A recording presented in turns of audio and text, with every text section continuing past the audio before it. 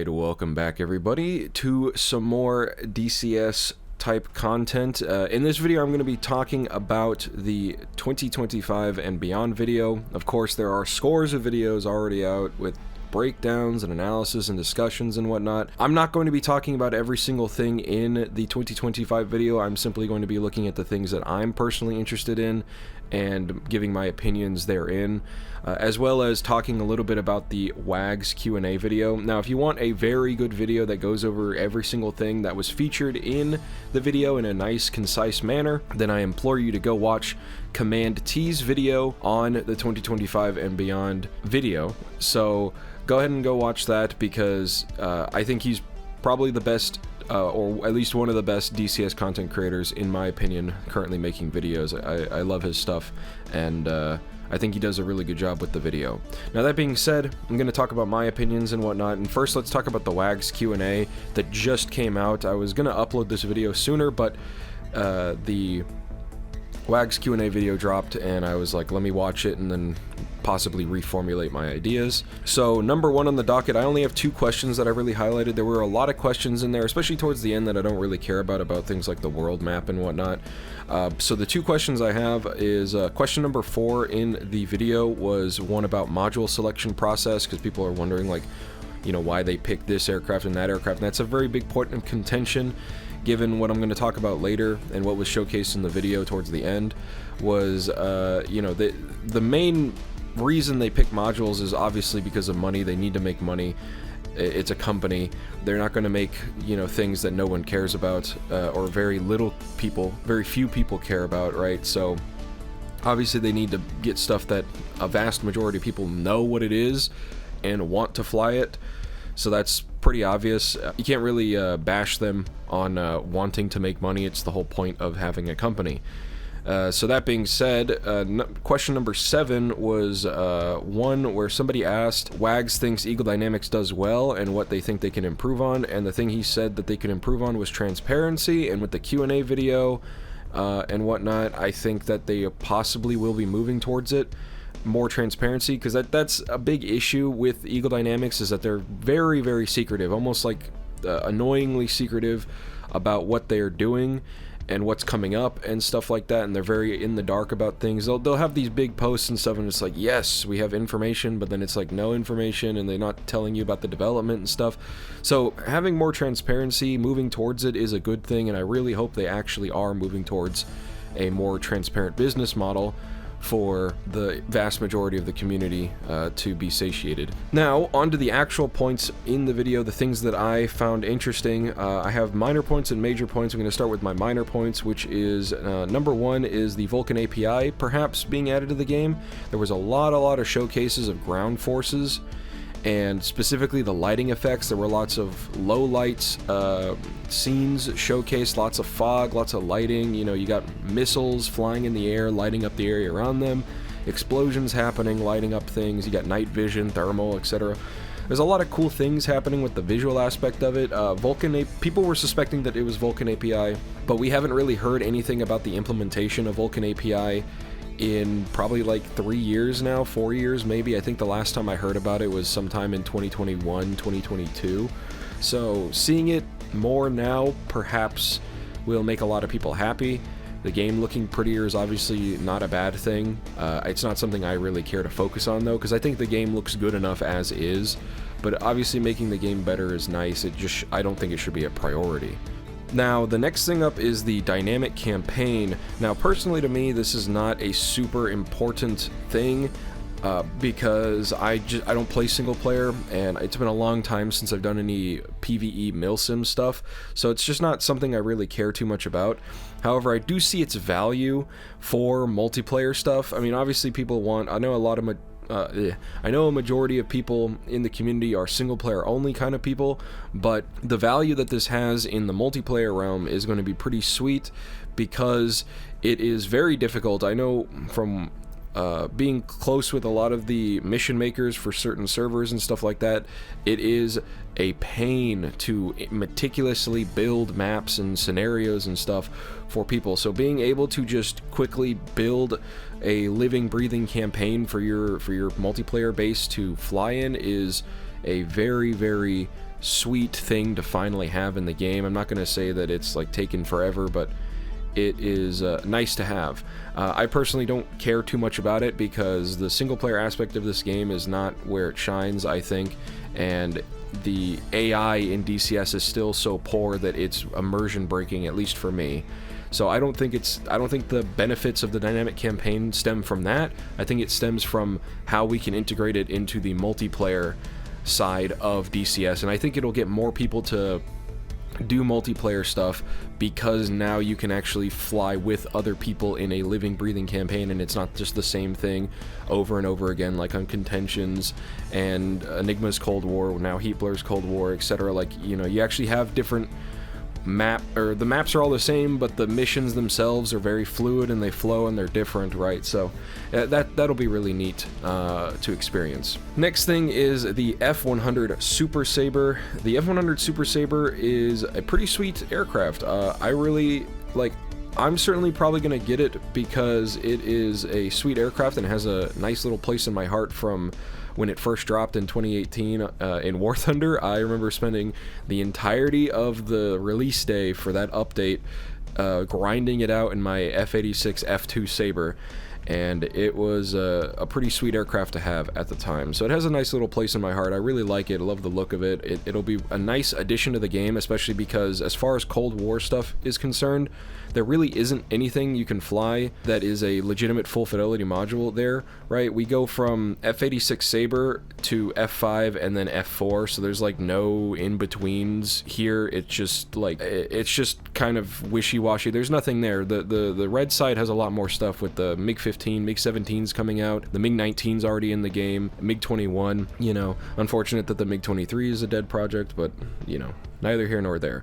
Still, F-100 Super Sabre coming to the game is pretty cool. People are going to be complaining about no Vietnam map, but you know, you've been flying Cold War on here without the Vietnam map. I'm sure you can wait a little bit longer. Next thing on the docket is the F-14 Sparrowhawk HUD. Now, this isn't super new news. It was accidentally, or maybe unwittingly, purposefully spoiled a few weeks ago. One of the Heat Blur devs accidentally, or you know, they posted pictures of it on Facebook or something, and it was much to the chagrin of Iron Mike and the rest of the Heat Blur devs. That should not have happened.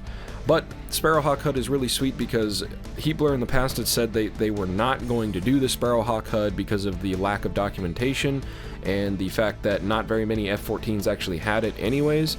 But it's really sweet to see. A lot of people are saying, and I'm pretty sure Heat Blur even publicly stated, that it was going to be specifically the F-14BU, the upgrade version of the F-14B that had the Sparrowhawk HUD. Now, I'm hoping personally that they add it to the F-14A as well, because there were a few F-14As that flew with the Sparrowhawk HUD, and I'm personally more biased toward the F-14A. Obviously the B is better with the engines and whatnot, but I like the A a lot. I think it's a much nicer aircraft to fly because of the TF-30 engines. But that being said, very, very sweet. It's a much needed love to the F-14 that it's been lacking. I think they said something about it getting data link as well, Link 16 data link, because of the Sparrowhawk HUD, which will be pretty insane to have on that aircraft.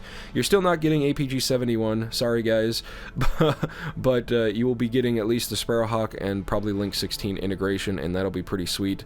AIM-54 Phoenix still sucks though, so deal with it. Next thing on the list is obviously the MiG-29. Now this one's under a minor point because we know it's coming out, I believe, and I could be wrong, I'll put it up on the screen if I can find it. The release date of the MiG-29 is supposed to be Q1 of this year, 2025. So we know it's coming out, you know, they've been teasing it, there's a lot of footage of it now on this video.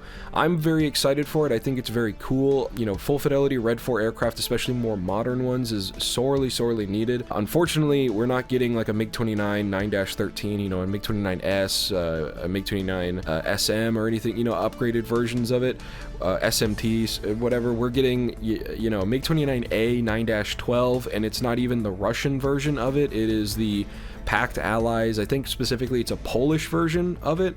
So, I mean, you'll be able to Polish and East German LARP pretty well with it, but it's not going to be very good at all. That being said, still, full fidelity module, nice simulation and stuff like that.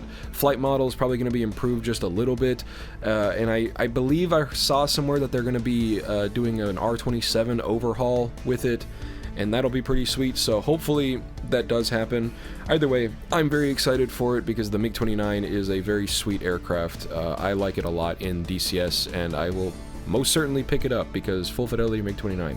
Now, on to the major points. I have 4 of these here. First of all is the Eurofighter. Lots and lots and lots of footage of the Eurofighter, and you know, to really showcase that it's probably around the corner here. How far out? I really don't know. It's probably still a very decent way out. Like, I wouldn't expect it until at least Q3, Q4, or even the pre-orders happening in Q3, Q4, because it's still a Eurofighter. There's a lot about it. You know, we're getting the Tranche 1, I believe. It's going to have a lot of features in it that a lot of aircraft just don't have, and it's going to be the newest aircraft in the game on its introduction. Now, one of the obvious things about it is the Meteor missile. The Meteor missile is going to really shake up DCS a lot because if implemented correctly, it'll be the best missile in the game by far. The only thing that came close to it was the M54, but the M54 has been neutered beyond belief, and the AIM-120 could theoretically compete with it in some aspects, but it just doesn't have the battery life to really push itself that far.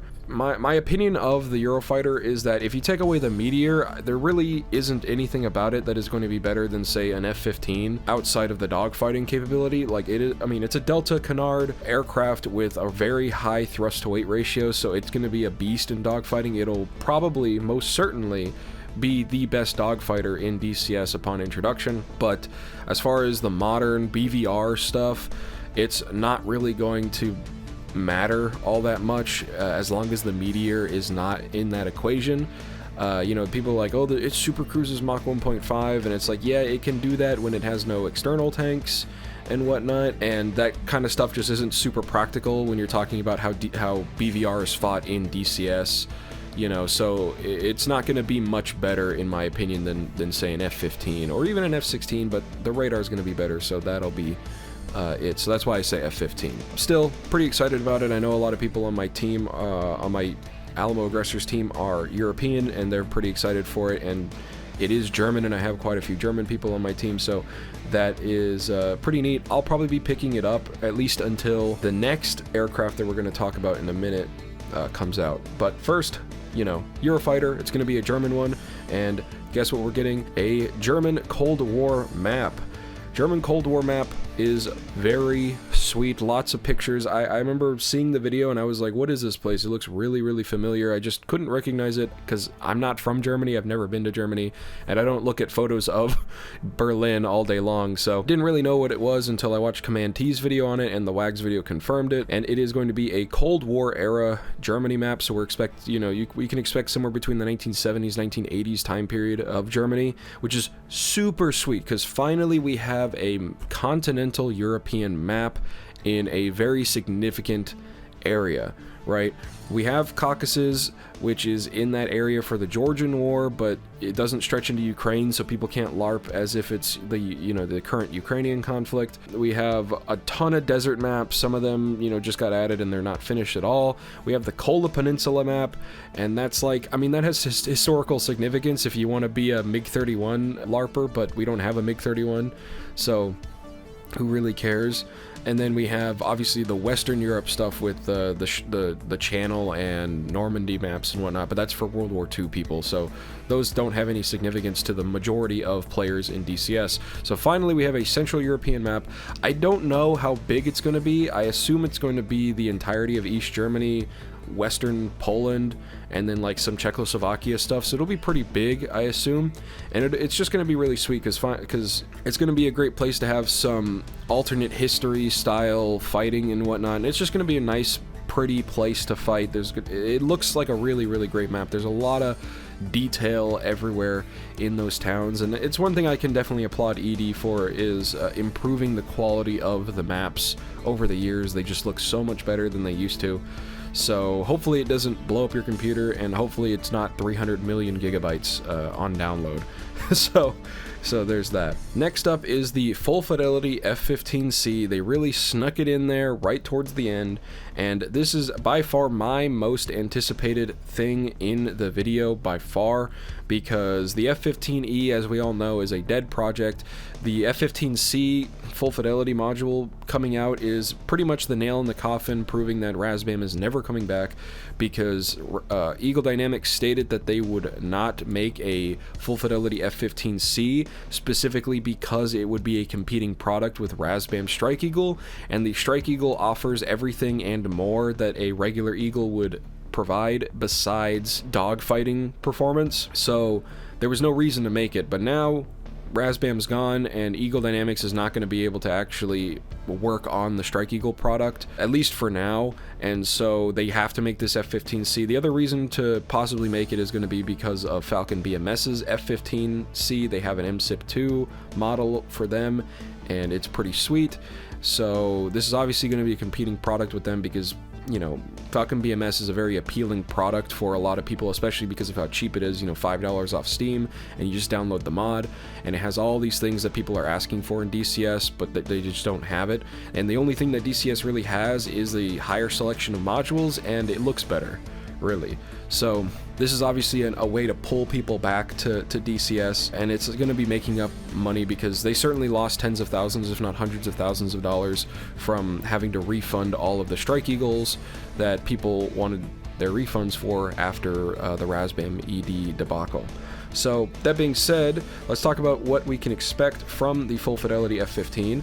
Now, they did state publicly that this is going to be a MSIP-2 model, so mid-2000s, so we're going to be getting JTIDs and Link 16 integration, which is going to be sweet. That is really the main thing that the F-15 in DCS was lacking compared to everything else. Like, sure, people are going to be like, oh, I want the clicky cockpit, I want to push buttons and stuff like that, but there's this thing called hands-on stick and throttle, right? HOTAS, hands-on throttle and stick, like that kind of stuff. When you're actually doing combat and whatnot, you're not reaching around the cockpit all the time, or at least you shouldn't be. So I don't really care too much for the clicky cockpit. That kind of stuff is designed for starting up the aircraft, shutting it down, and just, you know, moving or just like clicking stuff as you transit between battle areas or whatever. So I don't really care about the clicky cockpit, but it will be sweet. It'll be really, really cool. It adds a lot of functionality that is just missing from the FC3 model. Also, the high-res textures update will certainly be seeing a facelift, just like the F5E facelift that we just recently got. So that's going to be also very, very cool. And besides the data link, we'll be seeing a higher fidelity radar. That's going to be really sweet, because obviously the FC3 radars are not very high fidelity, right? Just look at the F-15C versus the Strike Eagle radar. It's just totally not even in the same ballpark of fidelity, so it'll be really sweet to have that. And then as far as weapons and stuff is concerned, I mean, we're going to get Jehemix, which is neat, and the 9X. That being said, it's a really, really nice addition. We're going to get a really modern F-15. It'll be really sweet to have. I'm going to be very, very happy, and I'm going to be flying that thing non-stop, that's for sure. So there's all that. The F-15 is sweet. I'm going to be buying it. Alright, and so the very last thing on the docket is, of course, the F-35A. The F-35A really is not a question of why the F-35A at the very top of their thing. We know why the F-35A. It's because it's going to make them a lot of money, right? As said in WAG's Q&A video, the primary reason they pick modules is to make a profit on them.